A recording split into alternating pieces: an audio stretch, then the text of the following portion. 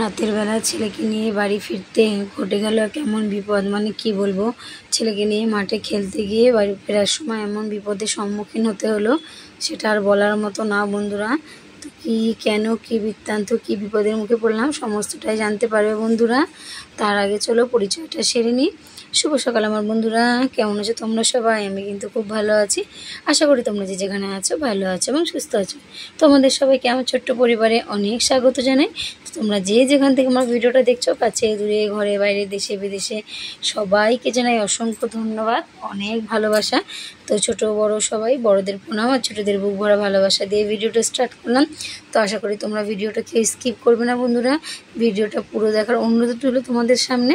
তো তোমরা সবাই এইভাবে আমার পাশে থেকো, সাথে থেকো, আর তোমাদেরকে সাথে নিয়ে পাশে নিয়ে আজকের দিনটা আমি শুরু করলাম। তো আজকের বারটা হচ্ছে সোমবার আর তারিখটি হচ্ছে 21শে জুলাই। আজকে হচ্ছে 21শে জুলাই, মানে একদিকে হচ্ছে কি ওই যে কি মিটিং ধর্মতলা চলো, তার জন্য তো ভিড় ভিড় ভিড়, মানে আগের বার 21শে জুলাই খুব কষ্ট হয়েছিল কাজ দিয়ে ফেরার সময়। আর আজকে হচ্ছে ভোলানাথের প্রথম শ্রাবণ মাসের প্রথম সোমবার। তো আজকে প্রথম সোমবার যেহেতু, তো সেরম কিছু পাইনি, যতটুকুনি সম্ভব হয়ে ততটুকুনি দিয়ে বাবাকে পুজো দিয়েছি। তো আমি মাম্মামকে বলেছি তুমি পুজো করবে, তো মাম্মাম পুজো করে গেছে। স্কুলে যাওয়ার সময় দুধ, গঙ্গা, বেলপাতা, চাল, ঘি সমস্ত কিছু দিয়েই মাম্মাম পুজো করেছে। আর আমি এসে স্নান করে বাবার মাথায় একটু জল ঢেলে দিয়েছি বেলপাতা দিয়ে, ফুল বেলপাতা দিয়ে। তো ফুলের মালা ঢালা কিছু পাইনি, তাই মাম্মামকে বলেছি তুমি এই সপ্তাহে এমন করেছো, ঠিক আছে, সামনের সপ্তাহে আমি তোমাকে সব এনে দেবো। আর এখনও বায়না করতে যে আমি আগের দিন রোববার নিরামিষ খাবো, পরের দিন সারাদিন কিছু খাবো না, রাত্রেবেলায় আতপ চালে ভাত খাবো। আচ্ছা তুমি তাই করো, তবে মন থেকে তুমি চেয়েছো এটাই অনেক। আর আমার মাম্মাম খুব নিষ্ঠাভাবে পুজো করে, এটা তোমরা সবাই জানো। ও খুব সুন্দর নিয়ম মেনে নিষ্ঠাভাবে, মানে এত নিষ্ঠাভাবে আমিও পারি না পুজো করতে। আর একটা কথা হচ্ছে যে বন্ধুরা, কি বলতো, যে সমস্ত কিছু লোকের সবার প্রতিটা মানুষের খেয়াল রাখতে গিয়ে আমরা কিন্তু আমার নিজেদের যত্ন খেয়াল বলতে কোনো জিনিসই কিন্তু আমরা নিই না। আমরা ভুলেই যাই যে আমরা একটা মানুষ, আমাদের ভিতরে একটা প্রাণ আছে, সেটাও কষ্ট পায়, দুঃখ পায়, হাসে, কাঁদে, সমস্ত কিছু। তো সংসারে চাপে পড়ে আমরা সমস্তটাই ভুলে যাই, শুধু সবারটা ভাবতে থাকি, কে কাঁদছে, কে হাসছে, কে কষ্ট পাচ্ছে, তার কষ্ট কী করে দূর করব, এইসব ভাবনা চিন্তা নিয়ে আমরা ব্যস্ত থাকি। তো তার মধ্যেও তো নিজেকে নিয়ে ভাবতে হবে, কারণ নিজেকে নিয়ে না ভাবলে, নিজে ভালো না থাকলে তুমি অপরকে ভালো রাখবে কী করে, তাই না? তো আজকে আমি সেই সুযোগটা পেয়ে গেলাম। তো এই সারাদিন তো কাজ কর্ম, ঘর সংসার সমস্তটাই করতে ব্যস্ত হয়ে থাকি। তো চলো আগে একটু ভিডিও রিলেটেড কিছু কথা বলে নিই, তারপর আবার আসছি। হ্যাঁ, তো সকাল সকাল ঘুম থেকে উঠে ঠাকুর প্রণাম করে নেমে গেলাম একদম বিছানা থেকে। আর আজকে আমার আগে তোমার দাদাভাই উঠে গেছে, উঠে কলপারে ব্রাশ করছিল। তো আমি উঠে ঠাকুর প্রণাম করে নেমে গেলাম। নেমে গিয়ে একবারে বাথরুমে গিয়ে কাপড় জামা ছেড়ে চলে আসলাম ঘরে। এসে নিয়ে সমস্ত কাজ বাজ শুরু করে দিচ্ছি। ভাতটা তোমার দাদাভাই বসিয়ে দিয়েছে। তো 7টার মধ্যে তো বেরোতে হয়, যেন দুজনকেই তাড়াহুড়ো থাকে বড্ড। ওই 2 ঘন্টা 5টা থেকে 7টার মধ্যে যে কত যুদ্ধ করতে হয়, তখন যে ভিডিওটা ঠিকমতো ফোনটা ধরে করবো না, সেই সময়টা থাকে না। তার মধ্যে ওই ভিডিও ক্যামেরা অন করে সেট করে করে সমস্ত কিছু করে কিন্তু ভিডিও করতে হয়। তাহলে একটা ভিডিও করতে কত কষ্ট হয় জানো তো বন্ধুরা, তোমরা সবাই জানি, কারণ আমরা সবাই কিন্তু এইভাবে ভিডিও করে থাকি। তার জন্য বলি বন্ধুরা, কেউ স্কিপ করো না, পুরোটা দেখো। কারণ তুমি যদি পুরো না দেখো, কেটে কেটে দেখো, তোমারও ক্ষতি আমারও ক্ষতি। তাই কেউ কারো ক্ষতি চাই না, আমরা এখানে এসে এখানে চাই সবাই আমরা যেন এগিয়ে যেতে পারি। তো এই আশা ভাবনা চিন্তা ভাবনা নিয়েই কিন্তু আমরা ইউটিউব প্ল্যাটফর্মে এসেছি। একার কথা ভাবলে হবে না, ইউটিউবে এসে সবার কথা ভাবতে হবে। তুমি যদি সবার কথা ভাবতে পারো তবেই তুমি সাকসেস পাবে, একার জন্য ভাবলে কখনোই কিন্তু সাকসেস পাওয়া যাবে না। তো এদিকে রান্নাঘরে দেখো ভাতটা বসিয়ে দিয়েছি তোমার দাদাভাই, আর আমি জামা কাপড়গুলো ভিজিয়ে জল ভরে নিয়েছি। আজ এই জামাটা ধুয়ে দিলাম, জামাটা একদম ভালো জামা, খালি কালকে গোগল পড়ে গেছিলো, ঘামের জন্য আবার তুলে রাখবো। সাদা জামা যদি দাগ পড়ে যায়, ওর জন্য ওটাকে নির্মা দিয়ে সঙ্গে সঙ্গে তুলে রাখলাম। কারণ আমার জামা প্যান্ট কাচতে আজকে আমার অনেক বেলা হয়ে যাবে, আসবো তারপরে, তখন রাখলে জামাটা দাগও হয়ে যেতে পারে, ওর জন্য কিন্তু জামাটাকে আমি কেচে দিলাম। আর শুকিয়ে গেছে, আমি এসেছি যখন বাদবাকিগুলো কেচেছি, ওগুলো শুকায়নি। আর এখানে আমি গোগলকে রেডি করছি, আর তোমার দাদাভাই একটু ফোন ঘাটছে শুয়ে শুয়ে, মাম্মাম তো ঘুমাচ্ছে। আর গোগলকে আমি স্কুলের জন্য রেডি করে দেবো, তোমার দাদাভাই নিয়ে যাবে। তাহলে দেখো সমস্তটা কিন্তু আমাকে এইটুকুনি টাইমের মধ্যেই সারতে হয়। তার মধ্যে আবার ফুল তোলা, ফুল তুলতে হবে, ফুল টুল তুলে রেডি করে রেখে যেতে হবে, মাম্মাম পুজো দেবে। তাহলে এইভাবে সমস্তটা কিন্তু একা হাতে হ্যান্ডেল করি বন্ধুরা। তো তোমরা সবাই জানো, তোমরা নিজেরাও করো, তো সবাই আমরা প্রতিটি গৃহিণীরাই কিন্তু একা হাতে সমস্তটা সামলানোর চেষ্টা করি। তো এখন আর তোমার দাদাভাই অত আগের মতো আমাকে হেল্প করতে পারে না, যেহেতু তোমার দাদাভাই ডিউটি টাইমটা পাল্টে গেছে। তো ওকেও সকাল 7টার মধ্যে দৌড়ে দৌড়ে যেতে হয়, নয়তো আগেও 8টায় গেলে না ও রান্নাটা একটু করতে পারতো, আমার নিশ্চিন্ত হতো। তো ওই যে এক তরকারি ভাত কোনো রকম করে যাই, বেলায় মা কিছু করে। তো আজকে আমি নিরামিষ আলুর দম করেছি, যেহেতু সোমবার নিরামিষই করেছি। আলুর দম করেছি আর ভাত করেছি। মা ডাল আর কাঁঠালের আটি দিয়ে আলু দিয়ে ভাজা করেছিল, চাটনি করেছিল। তো এই দিয়ে সারা দুপুরে খাবার আমরা সেরে নিয়েছি। তো চলো আবার একটুখানি যাই তোমাদের সাথে, যে কথা বলছিলাম যে আমরা সমস্ত কিছু ভুলে গিয়ে কিন্তু নিজেদেরকে আয়নায় দেখতেও ভুলে যাই। তো যখন নিজেদেরকে আয়নায় দেখি তখন মনে হয় এটাকে আমি, আগের আমি আর এই আমির মধ্যে অনেক তফাৎ। তো সবটাই ভুলে যাই। ওই যে সংসার নামক এক মায়াজাল আছে, যার মধ্যে পড়ে কিন্তু আমরা সমস্তটাই ভুলে যাই। তো আজকে যে বললাম যে আজকে এত ব্যস্ততার মধ্যেও কিন্তু নিজের জন্য একটু সময় পেয়েছি। আজকে এত কষ্ট হয়েছে না, মানে কি বলবো। 7টায় কাজে গেছি, 11টার সময় কাজ থেকে এসেছি। আজকে এত ছোট ছোট চুনো মাছ এনেছিল, ওগুলো বাছতে না কত সময় চলে গেছিলো, মানে কি বলবো। দৌড়ে দৌড়ে এসছি, এসে নিয়ে আবার 11টার সময় কাকিমার বাড়ি যাবো। পুচকেটা ভাত খাবে, ওর জন্য তাড়াতাড়ি ভাত বসাতে হয়। তো ফোন করলাম, কাকিমা একটু তুমি ভাতটা বসিয়ে দাও, আমার আসতে একটু দেরি হবে। তো ফোনটা ধরেনি, তার জন্য বাড়ি এসে কোনো রকম আমি হাত মুখ ধুয়ে বাথরুম করে আবার তাদের দৌড়ে দৌড়ে যাচ্ছি। তো তখন বাবা বললো তুমি খেয়ে যাও কিছু। আমি কী খাওয়াবো, এখন আর টাইম নেই খাবার। তো কাল রাতে মা পোলাও পাঠিয়েছিল বাবা আর মায়ের জন্য, সেটা একটু বেঁচে গেছিলো, ওটা ছিল। তোমার দাদাভাই খেয়েছে আর আমার জন্য রেখে গেছিলো। তো বাবাকে বললাম বাবা তুমি তাহলে ওটা নামিয়ে দাও, আমি টিফিন গাড়িতে নিয়ে যাই, ওখানে বসে বসে খেয়ে নেবো। তো ওখানে বসে খেতে পারবো, কারণ দেখো ওখানে গিয়ে আমি একটা কাজ ধরো ভাত চাপিয়ে দিলাম, কি একটা তরকারি চাপিয়ে দিলাম, এবার বসে বসে খেলাম, আমার খাওয়াটা হলো আর দিয়ে রান্নাটা হলো। আর বাড়িতে যদি আমি খেতে বসি প্রায় 10 থেকে 15 মিনিট খেতে খেতে যাবে, তো সময়টা এখানে নষ্ট হবে, তাই না? তার জন্য একটু বুদ্ধি করে খাবারটা নিয়ে গেলাম, গিয়ে তরকারি আর ভাত বসিয়ে ওখানে খেয়ে নিলাম। তো খাবার কখনোই তাড়াহুড়োয় আমি খেতে পারি না, সবসময় যেন আমি ধীরে সুস্থে খাবার খেতে ভালোবাসি, কারণ খাবার ধীরে সুস্থে খাওয়াই উচিত, কখনো খাবার তাড়াহুড়োয় কিন্তু খাওয়া উচিত নয়। আর এখানে দেখো ফুলগুলোকে সব তুলে নিয়ে প্লাস্টিকের মধ্যে একটু জল ছিটা দিয়ে রাখবো, কারণ জল ছিটা দিয়ে রাখলে ফুলগুলো না একদম তাজা থাকবে। আর যদি জল ছিটা না দিয়ে একদম এখানে রাখি না খোলা ওপেন, তাহলে কিন্তু ফুলগুলো একদম মজে যাবে। তার জন্য আমি কিন্তু আবার দেখো প্লাস্টিকের মধ্যে ভরে রেখে দিচ্ছি। আর এখানে আমি কাকিমার ওরে যে রান্না করেছি, আমাদের আগেকার দিনে মা কাকিমা দিদা ঠাকুমায়েরা রান্না করতো বিনা মশলায় পুঁই শাক, কোনো মশলা নেই, একদম পুরো মশলা ছাড়াই রান্না করেছি।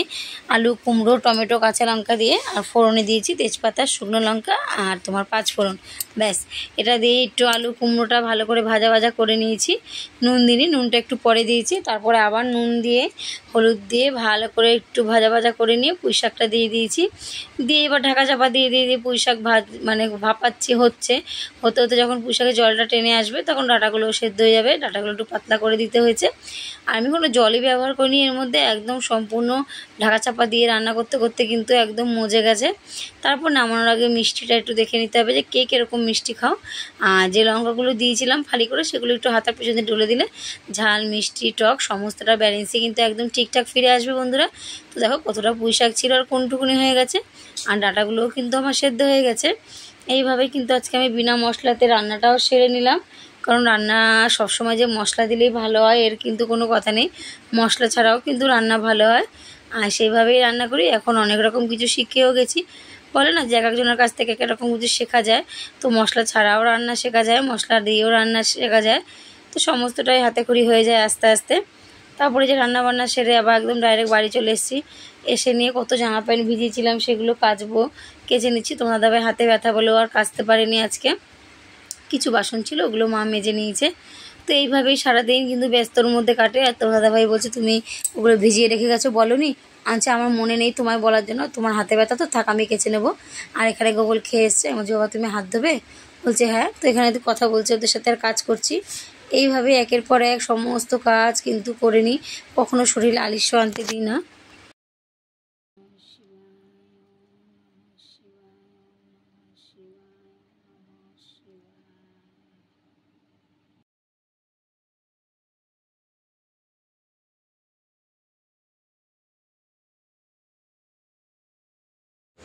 তো এই যে বললাম এসে দেখো বাড়িতে পুজোটা কিন্তু দিয়ে নিলাম, মানে ঠাকুরের মাথায় জল দিয়ে দিলাম ভোলানাথের মাথায়।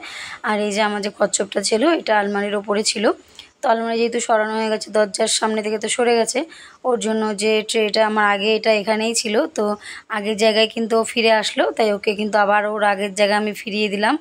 দিয়ে এখানে মা তারার ছবিটা উপরে পড়েছিল সেটাকে আবার সুন্দর করে ওখানে রেখে সামনে দুটো ফুল দিয়ে দিলাম।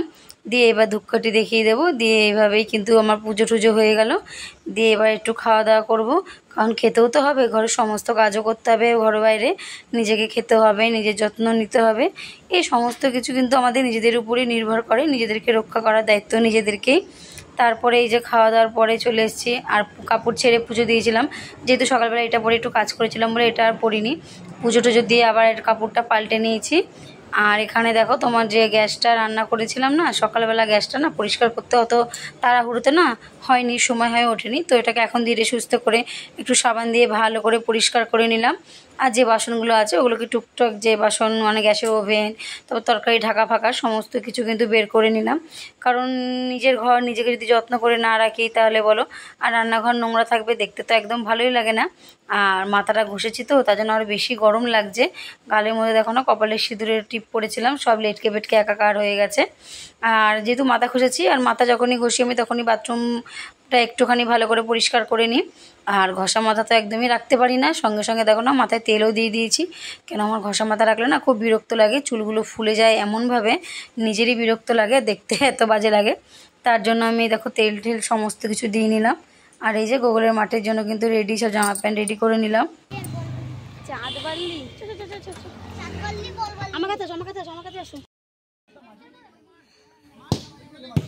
ওই দিকে চলে গেছিল ছেলে, টোটোওয়ালাটা ভুল করে। দেখলাম বেঙ্গলের হয়ে পাঞ্জাবের সাথে দেখলাম। তারপর বাবা রে বাবা, আমার ছেলে বলে তুমি চলো, ওর বাবা বললাম তুমি যাও, বলছে না তুমি চলো মা। ও সে ভাঙা ব্রিজটা, ওটাই ভাঙা ব্রিজটা যে বলে সেইটা গো, দুর্বল সেতু। মেঘটা সেই লাগছে। ফলগুলো পেছনে চলে এসছে আমাদের।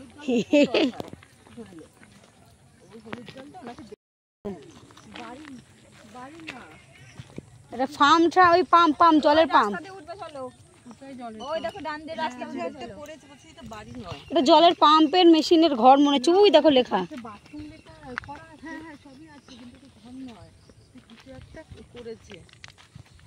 কি বাবা নদী, বনের ভেতরে ভাল্লুক। আর আজকে মন খুলে কিন্তু সব গার্জেনরা একটুখানি আনন্দ করলাম, আর নিজেদের মতো সময় কাটালাম। তো সব গার্জেনরা, ছেলেরা তো এক জায়গায় বসে গল্প করছে, এবার মেয়েরা কি করবে। তো আমরা সবাই বললাম চলো আমরা হেঁটে আসি, ওখান থেকে দেখে কী কী আছে ঘুরে টুরে। তো সবাই মিলে গেলাম, ঘুরে একটু ব্রিজে উঠলাম, ব্রিজের নিচে দেখলাম, এইভাবে একটু হাসি মজা করে নিজেদের মতো সময়ও কাটালাম। আবার দাদারা সব চা খেলো, আবার আমাদের জন্য চা বিস্কুট নিয়ে আসলো, আমরা একটু চা বিস্কুট খেলাম। তো এইভাবে যদি মাঝে মাঝে নিজেদের জন্য একটু সময় পাওয়া যায় তাহলে কিন্তু ভালোই হয় বলো। সব কিছু থেকে বাইরে একটা আলাদা জগৎ যেখানে। আর আকাশটা এত সুন্দর লাগছিল না, মানে কি বলবো তোমাদের, মুগ্ধ হয়ে গেছিলাম আকাশটা দেখে। আর তোমাদেরকে বলছি আমি একটু বাইরে সাউন্ড দিচ্ছি, বন্ধুরা যদি কোনো আওয়াজ যায় প্লিজ একটু মানিয়ে নিও, কারণ সাউন্ডটা বাইরে দিতে হচ্ছে, ঘরে সবাই ঘুমাচ্ছে। তোমার দাদা ভাই ওরা তো সবাই ঘুমাচ্ছে। আর এখানে যে যার মতো একটু কিন্তু আমরা সেলফিও তুলে নিয়েছি। আর এই দেখো এখানে সবাই যে যার মতো কথা বলছি, গল্প করছি, আর ছেলেগুলো আজকে তো সোমবার মানে গোগলের মাঠ আছে 4টের সময় আমি জানি। তো আমার সমস্ত কাজ করে উঠতে উঠতে না 3:30 হয়ে গেছে। তাই জন্য আমি ভাবলাম কি এখন যদি ঘুমিয়ে পড়ি তাহলে তো আমি উঠতে পারবো না, ওকে মাঠেও নিয়ে যেতে পারবো না। তার জন্য আর ঘুমাই নিজে যাই, ফোনে দেখে নিই কটায় মাঠ।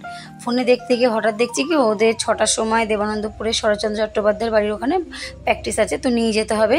তো এবার কী করবো বলো, 6টার সময় নিয়ে যাব। তো 6টার সময় গেছি, যাওয়ার সময় তো টোটো করে গেছি, কোনো অসুবিধা হয়নি। ফেরার সময় ওখানে কিচ্ছু নেই, কিসে আসবো জানো। এবার তো সব গার্জেনরা যে যার বাইকে আছে, স্বামী স্ত্রী সবাই গেছে।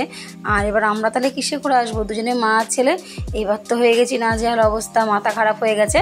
তো সেখানে একজন দিদিভাইয়ের গাড়িতে ওনার ছেলে যাচ্ছিল, আর একজন কাকু ওনার নাতিকে নিয়ে যাচ্ছিল। তখন স্যাররা ব্যবস্থা করে দিলেন যে ওনাদেরকে একটু নিয়ে যান, নাহলে তো ওনারা যেতে পারবেন না বাড়িতে, কিসে করে যাবেন। যেহেতু ওনাদের একটা দায়িত্ব আছে, যেহেতু আমরা গার্জেন আরও ছাত্র, তো তার জন্য ওনারা ব্যবস্থা করে দিলেন। নাহলে এমনই একটা অড জায়গা তোমরা দেখলে, নির্জন জায়গায় যেখানে বলা যায়। তো এত দূরে মানে কি বলবো, ওখানে কিছু পাওয়া যায় না, ওখানে সব যে যার বাইকে যাতায়াত করে। আর এখানে দেখো, আর রাস্তায় জল জমে, রাস্তা এত খারাপ, মানে যেতে আসতে মানে কোমরের একশের হয়ে গেছে, কিছু নেই কোমরে। আর কি বলবো, এই যে বিপদটা, কি যে বিপদ বলবো, মানে এরকম যে রাত্রবেলা একটা অড জায়গা, ধরো আজকে যদি কারো গাড়িতে জায়গা না হতো তাহলে আমাদের মা ছেলের কি হতো বলো তো। সবাই নাজেহাল হতো আমাদের জন্য। তো একটা বড় বিপদের হাত থেকেই তো বেঁচে গেলাম বলো। মানে কী বলে না, বিপদ যখন আসে কখন কোথা থেকে আসে কেউ বলতে পারে না। আর আস্তে আস্তে 9:30 বেজে গেছে। তো বাড়িতে এসে আর কী করবো, তোমার দাদাভাই বললো গোলা রুটি করো, গোলা রুটি খাই। আর মাম্মাম গোগলকে ভাত তরকারি ছিল, ওটাই ওদেরকে দুই ভাই বোনকে খাইয়ে দিয়েছি। আমি তোমার দাদা ভাইয়ের বাবা গোলা রুটি খেয়েছি, মা মনে হয় মুড়ি খেয়েছে, মা আর কিছু খাইনি। তো আজকের ভিডিও এই পর্যন্ত বন্ধুরা, আবার কালকে দেখাবে নতুন একটা দিন নতুন একটা ভিডিও নিয়ে। ততক্ষণ সুস্থ থেকো, ভালো থেকো, টাটা, good night, love you all বন্ধুরা। আর ভিডিওটা কেমন লাগলো অবশ্যই একটা সুন্দর কমেন্টের মাধ্যমে আমাকে জানিয়ে দিও বন্ধুরা। তো আজকের মতো এই পর্যন্তই, নিজে ভালো থেকো, অপরকে ভালো রেখো।